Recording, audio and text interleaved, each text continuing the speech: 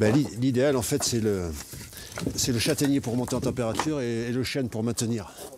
Ouais. Préparer un savoureux breuvage, ça ne s'invente pas. Il faut de l'expérience, du bois de qualité pour chauffer l'alambic et la clé de la recette, les fruits.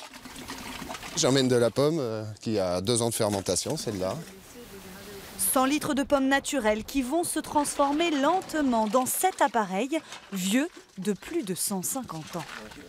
Une fois que les pommes sont fermentées, le mou, il est un taux d'alcool entre 5 et 15 degrés. Le principe, c'est de concentrer les alcools en faisant monter les arômes aussi, n'est-ce pas? Pour qu'il n'y a pas que l'alcool qui compte, il y a le goût aussi.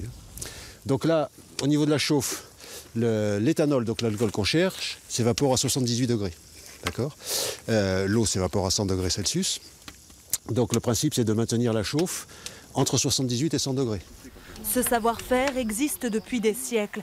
Pour sa consommation, Charles ne jure que par ça, une eau-de-vie faite artisanalement du début à la fin. J'ai toujours fait ça avec mon grand-père.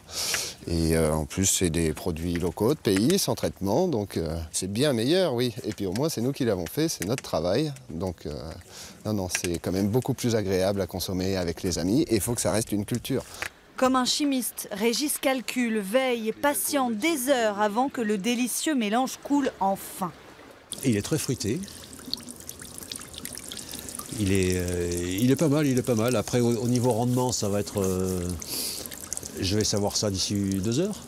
Ça sera peut-être pas un excellent rendement, mais par contre, la qualité gustative est liée, c'est quand même le principal. Pour le client. 100 litres de pommes macérées au départ, 7 litres de gnôle à l'arrivée. Un rendement trop faible pour espérer vivre à plein temps du métier. Mais Régis est un passionné, il ne laissera pas tomber de suite son alambic.